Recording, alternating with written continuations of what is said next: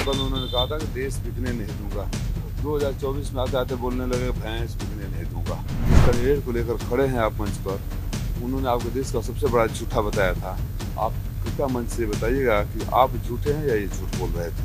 हार का खौफ है, एक सीट मिली है और ये फीडबैक भाजपा को दे दिया गया कि तीसरे पर ही जमानत जब्त हो रही है कैंडिडेट की, और उनको इस बात का एहसास है कि जमानत नहीं बच रही, शायद उनके आने से जमानत बचने की थोड़ी सी गुंजाइश बचे, इसका प्रयास है ये। देश भर में लोकसभा चुनाव हो रहे हैं और इस वक्त मैं हूं घोसी में, जो मऊ में है, और यहाँ के समाजवादी पार्टी और गठबंधन के प्रत्याशी राजीव राय हमारे साथ हैं। इनकी पहचान ये है कि एक जनता से जुड़े नेता है। और अगर मैं इनके एक घर का आपको नज़ारा दिखाऊं सबसे पहले, तो आप देख सकते हैं इनके ड्राइंग रूम पे लोगों का कब्जा है, इनके गैलरी में लोगों का कब्जा है, इनके बेडरूम में कब्जा है, और सुबह से इनका लोगों से मिलने का क्रम जारी है और ये देर रात तक रहता है। ये हम लोगों से बातचीत कर रहे हैं और शायद अभी सुबह की चाय भी नहीं पिए हैं और इतने लोग इनसे मिलने आए हैं। राजीव जी, इतना व्यस्ततम समय में से आपने जनतंत्र के लिए समय निकाला, बहुत बहुत धन्यवाद आपका। धन्यवाद साहब। क्या लग रहा है जो चुनाव हो रहा है सर, लोकसभा का चुनाव हो, ये देश की नैरेटिव पे हो रहा है चुनाव या लोकल इशू यहाँ पे हावी है? दोनों हो रहा है, दोनों का कॉम्बिनेशन है। देश के नैरेटिव पर तो चुनाव हो ही रहा है। जो देश की हालत हो गई है, माननीय प्रधानमंत्री जी ने 2024 में क्या कहा था, सबसे बड़ा नारा देश बिकने नहीं दूंगा। 2014 में 2014 में उन्होंने कहा था कि देश बिकने नहीं दूंगा। 2024 में आते आते बोलने लगे भैंस बिकने नहीं दूंगा। तो देश बिकने नहीं दूंगा से भैंस बिकने नहीं दूंगा तक का जो दौर है, उस पर तो सरकार घिरी हुई है। जो महंगाई का दौर है, जो बेरोजगारी का दौर है, जो आप लोग मीडिया से हो, पता नहीं आप सवाल क्यों नहीं उठाते हो। फ्रीडम जो इंडेक्स है मीडिया के लिए, आप किस पैदान पर खड़े हैं आप लोगों को पता है। वर्ल्ड के जितने भी पैरामीटर, अगर एक न्यूयॉर्क के अखबार में इनका छप जाए स्पॉन्सर्ड, तो सारे इनके प्रवक्ता आपके टीवी चैनल बोले के देखते हैं मोदी जी के लिए वहाँ बोला गया है। लेकिन वही इंटरनेशनल इंस्टीट्यूशंस द्वारा जब देश की बेइज्जती होती है, देश में चाहे करप्शन इंडेक्स हो, चाहे फ्रीडम इंडेक्स हो, हंगर इंडेक्स हो, हैप्पीनेस इंडेक्स हो, हर पैमाने पर जब निचले पैदान पर आते हैं तो इनकी बोलती बंद हो जाती है। दूसरी बात, आपने कहा लोकल इशूज, लोकल तो यहाँ बहुत बड़ा इशू है। लोकल में जो जिस प्रत्याशी को भारतीय जनता पार्टी ने भेजा है अपने सहयोगी दल के रूप में, वो प्रत्याशी की गालियाँ भारतीय जनता पार्टी के कार्यकर्ताओं के कानों में आज भी गुज रही है। वो प्रत्याशी ने जो माननीय मोदी जी के लिए कहा था, क्या था, देश का सबसे बड़ा झूठा। तो जोगी जी, मोदी जी 26 तारीख को आ रहे हैं। अब मैं उनसे आपके माध्यम से अपील करूंगा, माननीय प्रधानमंत्री जी, जिस कैंडिडेट को लेकर खड़े हैं आप मंच पर, उन्होंने आपके देश का सबसे बड़ा झूठा बताया था। आप कृपया मंच से बताइएगा कि आप झूठे हैं या ये झूठ बोल रहे थे।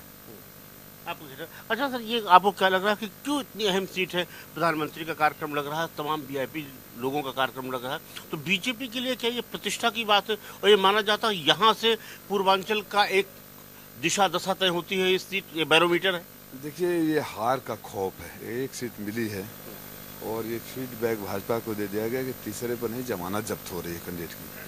वो जमानत बचाने के प्रयास में माननीय प्रधानमंत्री जी 26 को, माननीय मुख्यमंत्री जी 27 को, माननीय गृह मंत्री जी 28 को, माननीय रक्षा मंत्री जी 29 को, बताइए ये हार का खौफ नहीं होता।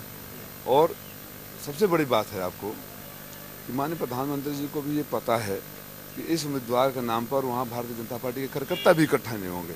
इसलिए उन्होंने घोसी की सभा में बलिया और सलेमपुर को भी जोड़ दिया है कि कम से कम इज्जत तो बची रहे।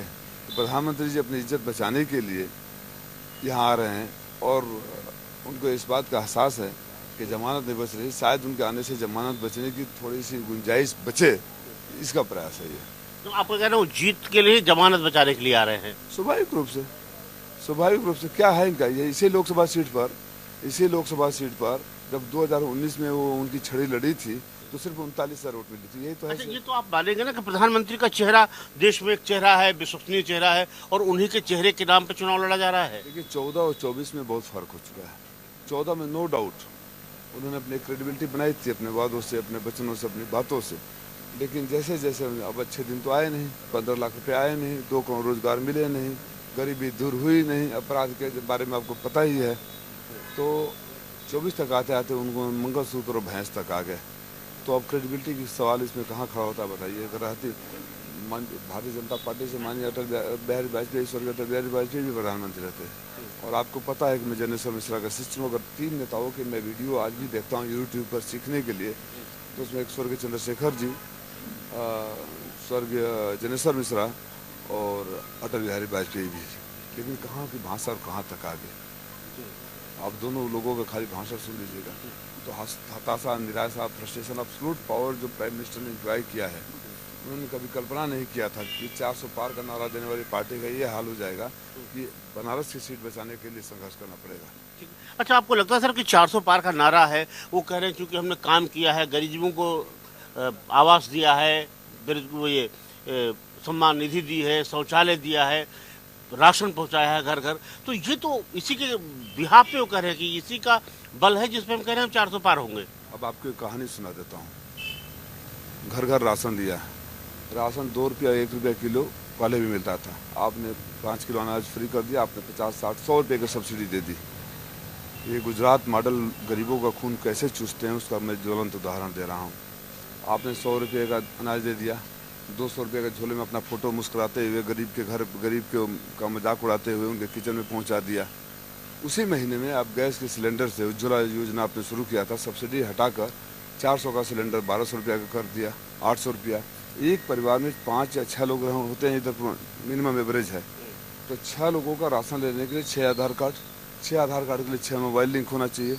एक मोबाइल को चलाने के लिए 250 रुपया कम से कम, 1500 रुपया मजबूरी में एक गरीब आदमी जो 5 किलो राशन पर जिंदा है एक मोबाइल से काम चला सकता था। लेकिन अब वो 6 मोबाइल इसलिए रख रहा है कि उसको 5 किलो राशन चाहिए, तो उसके जेब से आप हर महीने 2300 रुपया आप निकाल दे रहे हो। ये गुजरात मॉडल है कि गरीबों के घर से भी, उनकी गाढ़ी कमाई के भी 5 किलो राशन का लालच देकर 2300 रुपया वसूल ले रहा है। रोजगार मिला नहीं। मैं हमेशा कहता हूँ कि ये भाजपा वाले आवाम पर ऐसे एहसान करते हैं, आंखें छीन लेते हैं और चश्मे दान करते हैं। आपने नौकरी हमारे नौजवानों को बेरोजगार कर दिया। मैं किसी गांव में आप चले जाइए, पूछिए पिछले 5 सालों में एक आदमी को नौकरी मिला है। लोगों को रोजगार चाहिए, नौकरी चाहिए। मैं जानता हूं कि बेरोजगारी किसी भी महामारी से बड़ा भयंकर इशू है। मुझे कोई गंभीर बीमारी हो जाएगी तो सिर्फ मैं मरूंगा, लेकिन बेरोजगारी, गरीबी, लाल यातना और माँ बाप बीमार पड़े हों तो मैं शायद अपराधियों के सॉफ्ट टारगेट बन जाऊंगा और न जाने कितनों की ज़िंदगी खराब करूंगा। जो सरकार हमारे नौजवानों को बेरोजगार कर दी, उस सरकार को 1 तारीख को लोग बेरोजगार करने जा रहे हैं। ठीक है राजू जी, जो आप कह रहे हैं, बार बार कह रहे हैं, बीजेपी कह रही है कि आप एक हवा खड़ा कर रहे हैं कि न कहीं हम संविधान बदलने जा रहे हैं, न कहीं आरक्षण खत्म करने जा रहे हैं, लेकिन आप पीडीए का नारा देकर के कहते हैं कि संविधान भी खतरे में है और आरक्षण भी खत्म होने जा रहा है। वो तो कह रहे हैं हम बहुमत की सरकार थी हमारी, अगर हमें कुछ करना होता तो हम कर दिए होते।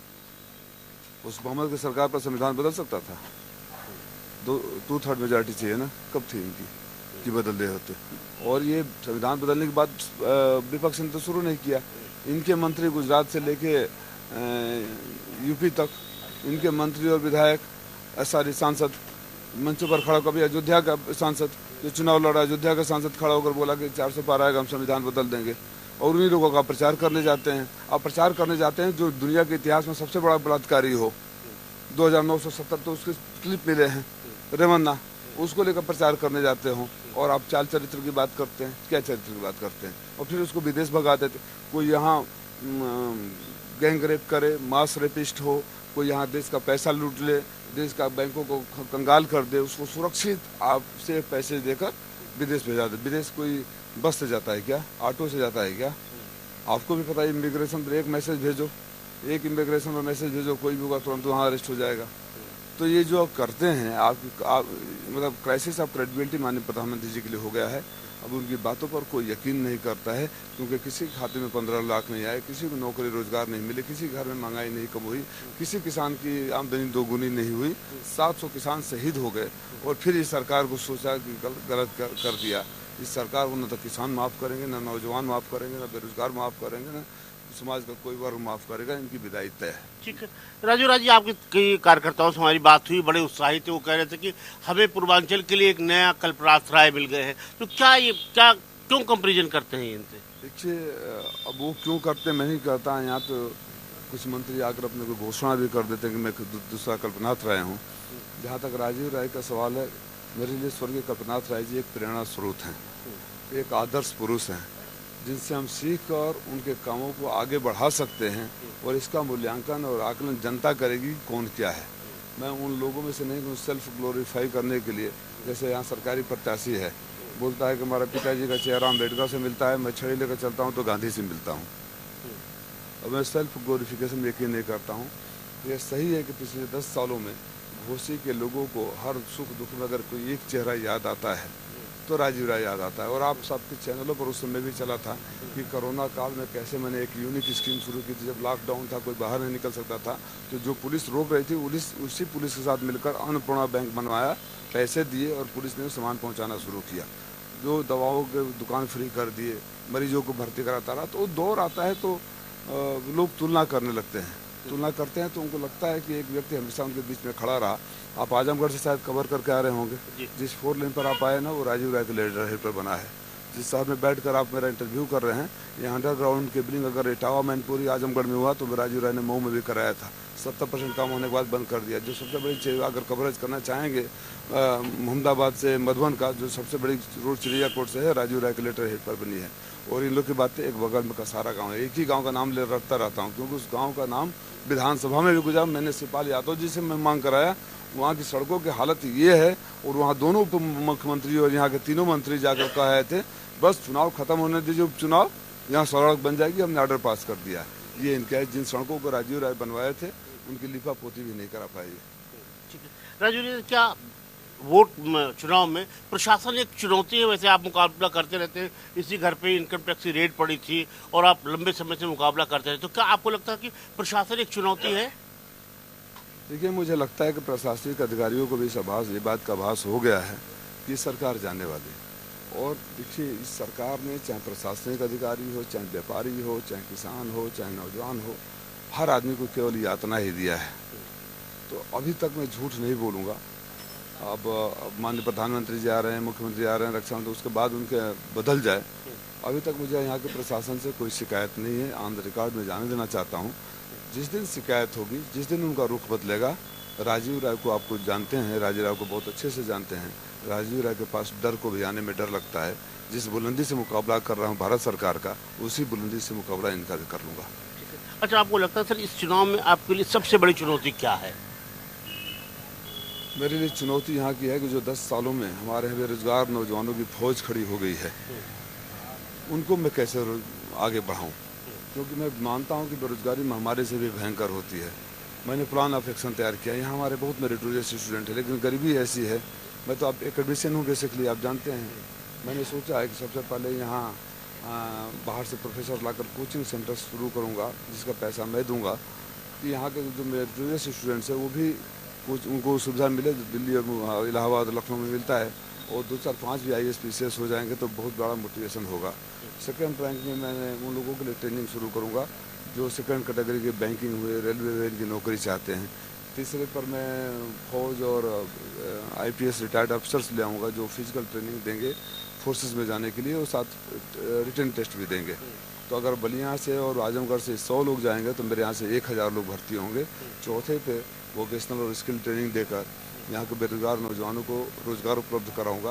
अगर वो समस्या का समाधान हो गया, विकास तो कराते रहेंगे, विकास सड़क बनवाना जरूरी है, यहाँ हायर एजुकेशनल सेंटर की ज़रूरत है, यहाँ टेक्निकल एजुकेशन की ज़रूरत है। अब मैं ये बोल दूँ कि मैं PGI लाऊंगा, एम्स लाऊंगा, फलाना लाऊंगा, पैरामीटर तो पता होना चाहिए। कोई ये बोले कि मैं पूर्वांचल को अलग राज्य बनाऊँगा, मऊ को राजधानी बनाऊँगा। जिस भाजपा के तुम पार्टनर हो वो भाजपा के एजेंडा में नहीं है।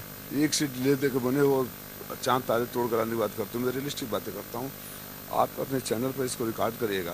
अगर जनता ने मौका दिया तो 5 साल के कार्यकाल का अंतिम सत्र में जब अपना रिपोर्ट कार्ड लेकर खड़ा होऊंगा तो एक जो सबसे ऊपर रहेगा, जो टॉप प्रायोरिटी पर रहेगा, कि घोसी के सांसद ने सबसे ज़्यादा अपने इलाके के लोगों को नौकरी और रोजगार दिलाने का काम किया, जिससे कि यहाँ की अर्थव्यवस्था भी सुदृढ़ हुई।